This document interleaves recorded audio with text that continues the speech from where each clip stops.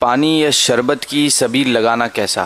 جائز ہے، ایصال ثواب کے لیے لگاتے ہیں، اس میں کوئی حرج نہیں ہے۔ اگر اور کوئی اس میں شرعی خرابی نہ ہو، ایسی جگہ نہ لگائے جہاں فساق کا مجمع ہو، جیسے ڈھول تاشے بجاتے ہوئے اچھل کود کرتے ہوئے جا رہے ہوتے ہیں۔ ان کو کوئی بتا کہ تمہارے باپ کی برسی ہو تم ڈھول بجاؤ گے، ناچو گے؟ دادا کی برسی میں پیسہ نہیں کرو گے؟ 50ویں برسی ہو نا پر دادا کی، تب بھی ڈھول بجا کر ناچتے ہوئے نہیں جاؤ گے، تو یہ قوم ناچ رہی ہوتی ہے۔ تو ایسے نچنوں کو پانی نہیں پلانا ہے، نہ ان کو شربت پلانا ہے۔ بالکل صحیح کہا طوطے جی، بالکل صحیح کہا تم نے۔ مجھے فرات یاد آ گئی، بالکل صحیح کہا تم نے۔ تمہارے باپ نے حسین پر، حسین کے کنبے پر، حسین کے بچوں پر پانی ہی بند کیا تھا نا، پانی بند کیا تھا نا کربلا میں۔ اگر تم حسین کا ذکر کرنے والے، حسین کا تعزیہ اٹھانے والوں پر پانی بند کر رہے ہو، بالکل غلط نہیں کر رہے ہو، صحیح کر رہے ہو۔ تمہیں اپنے باپ دادا کی روش پر چلنے کا پورا پورا ادھیکار ہے، اور چل رہے ہو تم بھی نہیں چلو گے تو کون چلے گا؟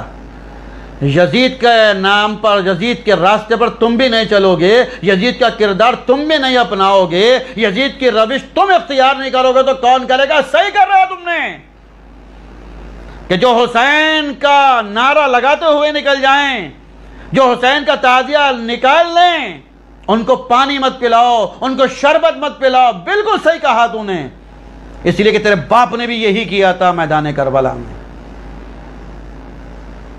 لیکن حسین پر پانی بند، ارے وہاں حسین پر پانی بند، ارے حسین تو وہ ہیں کہ ان کے غلاموں کے غلاموں کے غلاموں کے غلاموں کے غلاموں کے غلام ٹھوکر مار دیں تو چشمے ابل آئیں، اگر گھور دیں زمین کو تو زمین سمندر اڈیل دے۔ تم پانی بند کرنے کی باتیں کرتے ہو کہ حسینیوں کا پانی بند کر دیا جائے، حسینیوں کو شربت نہ پلایا جائے۔ ہمیں تمہاری شربت کی ضرورت بھی نہیں ہے، ہمیں تمہارے پانی کی ضرورت بھی نہیں ہے، اس لیے کہ ہم تو عشق حسین کا شربت پینے والے لوگ ہیں۔ اب تم جیسوں کا کڑوا پانی کیوں پئیں گے؟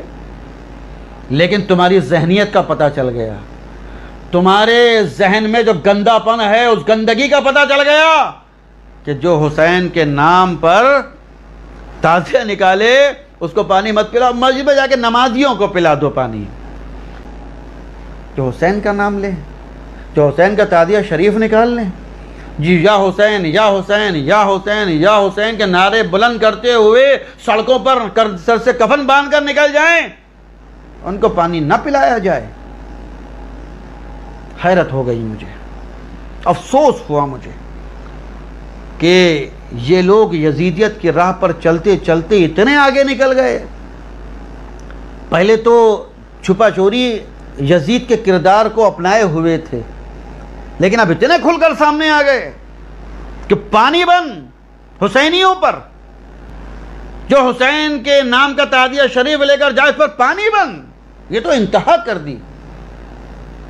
اور اس پر ایک چیز اور کہی کہ میاں کربلا میں امام حسین شہید ہوئے، ان کے جوان بیٹے علی اکبر شہید ہوئے، شیر خوار علی اصغر شہید ہوئے، تمہارے گھر میں کوئی نوجوان مر جائے تم ڈھول بجاؤ گے؟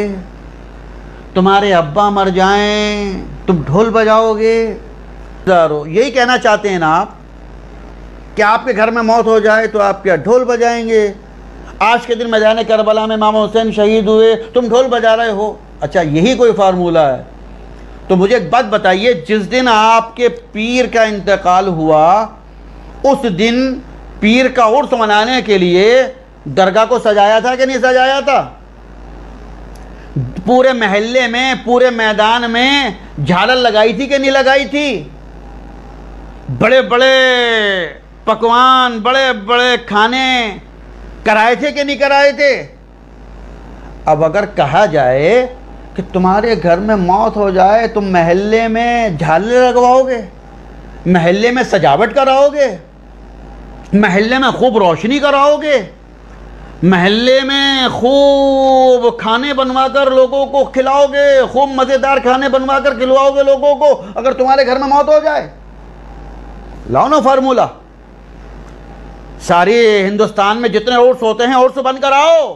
ارے یہ تاریخ تو وہ ہے کہ جس میں ایک اللہ کے ولی کا انتقال ہو گیا، خوشی مناتے ہو، اس دن جھال لگاتے ہو، سجاوٹ کراتے ہو، لاکھوں لاکھوں روپیہ خرچ کرتے ہو، شرم نہیں آتی کہ پیر مرا آج کے دن اور تم اس دن خوب خوشیاں منا رہے ہو، بڑھیا بڑھیا کہ صاحب ابھی بریانی پر ہوگی اور وہ پھریری دال پر ہوگی اور اس پر ہوگی اور یہ ہوگا اور وہ ہوگا؟ شرم نہیں آتی تمہیں کہ آج کے دن پیر صاحب تمہارے دنیا سے گئے اور تم خوشیاں منا رہے ہو، جھالے لگوا رہے ہو، سجاوٹ کرا رہے ہو؟ کیا جواب دو گے تم؟ بھئی آج کے دن پیر صاحب کا انتقال ہوا مگر تم 1 سال بعد ہی خوب ان کی درگاہ پہ جھالر لگوا رہے ہو، بتیاں لگوا رہے ہو، قمقمے لگ رہے ہیں، ارے کیا مزیدار سجاوٹ ہو رہی ہے۔ کیوں آج کے دن؟ کیوں آج کے دن تو تمہارے پیر صاحب کا انتقال ہوا تھا، دنیا چھوڑ کر گئے تھے، آج کیوں؟ کیا کہو گے؟ ارے بھائی وہ گئے، وہ بات 1 سال پہلے کی ہے، ہم تو اس بات کا جشن منا رہے ہیں کہ یہ تاریخ وہ تاریخ ہے کہ جس میں ایک ولی کی رب تعالیٰ سے ملاقات ہوئی۔ یہ وقت بڑا خاص وقت ہے، یہ وقت بڑا مقرب وقت ہے، یہ وقت بڑا برکتوں کا وقت ہے، یہ وقت بڑی دعا کی قبولیت کا وقت ہے کہ جس میں اللہ تعالیٰ سے ایک ولی نے ملاقات کی۔ اس لیے ہم اس وقت کو عظیم الشان پیمانے پر منا رہے ہیں، اس لیے سجاوٹ کرا رہے ہیں کہ یہ وقت بڑا خاص ہے، ایک ولی کی رب سے ملاقات ہوئی۔ اچھا یہ فلسفہ آپ کے یہاں صحیح ہے، لیکن اگر ہم 10 محرم شریف کو اپنے گلے میں ڈھول جا کر ڈال کر خوب بجائیں اور اس عقیدے کے ساتھ بجائیں کہ آج کا دن وہ دن ہے کہ اسلام کی باطل کے اوپر فتح ہوئی تھی، حسین نے یزیدیت کے اوپر فتح حاصل فرمائی تھی، اگر ہم اس عقیدے کے ساتھ آج کے دن خوب ڈھول بجائیں اور امام حسین کی فتح کا اعلان کریں، کیا پریشانی کی بات ہے؟ آپ اپنے پیر صاحب کی اللہ سے ملاقات کا جشن منا سکتے ہیں، ہم امام حسین کی فتح و کامرانی کا جشن نہیں منا سکتے؟ کیا پریشانی ہے آپ کو؟ یہ تو آپ بھی مانتے ہو نا کہ امام حسین کی فتح ہوئی تھی، یہ ہارے تھے امام حسین کو ہارا ہوا مانتے ہیں آپ؟ امام حسین کو مرا ہوا شکست کھایا ہوا مانتے ہیں آپ؟ نہیں، آپ بھی تو فاتح مانتے ہیں نا۔